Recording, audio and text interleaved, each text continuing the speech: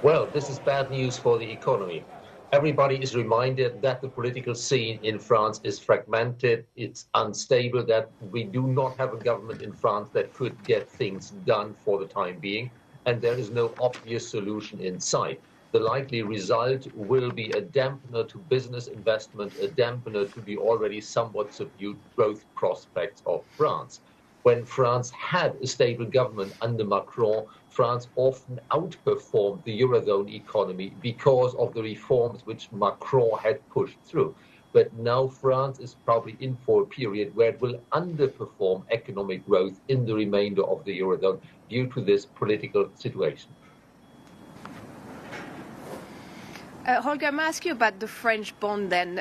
We've seen the spread with the German bond at around a 12-year high. A lot of people have talked to say a lot of the bad news has been priced in already. Do you expect to see a second leg up there potentially for French spreads going forward?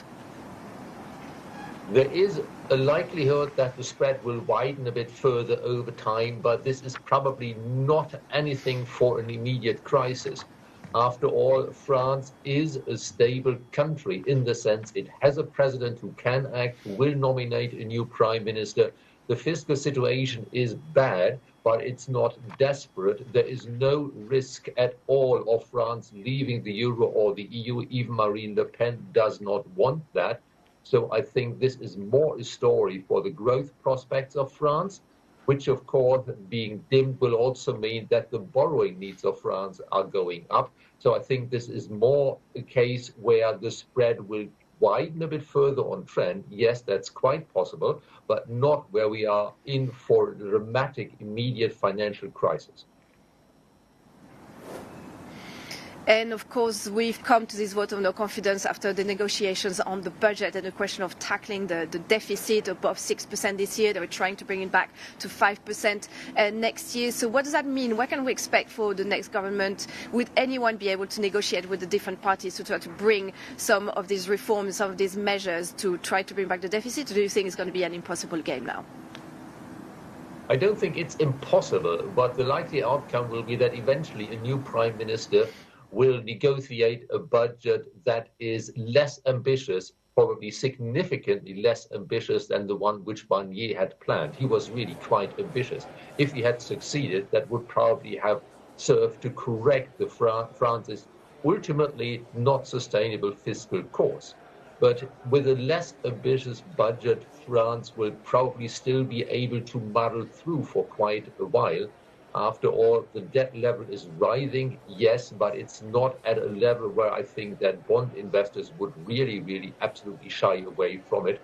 And if we don't look at the spread, if we look at the overall level of yields, we have to say that is not that high that we would have to say it's unbearable for France. France is going in the wrong direction clearly now, but it is still a significant economy which had made serious progress under President Macron until he called snap election. And as a result, I don't think there will be sort of a genuine market panic near term.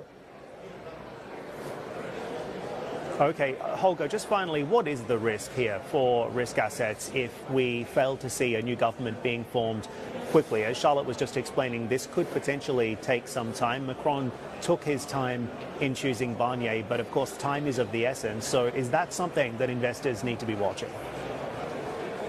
Yes, of course. If this drags out for very long, that would be a negative. But I think the real negative is doubts about the ability of Europe to react to Trump.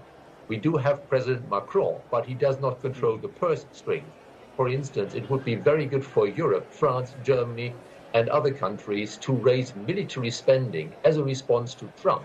So hopefully to have Trump on board with a solution for Ukraine that is good for Europe rather than bad for Europe. So this possibility, this lack of ability to react to Trump with fiscal measures, including more military spending, is something that is a significant concern for me, but I don't think it is sort of a reason for an immediate dramatic financial crisis in Europe or in France.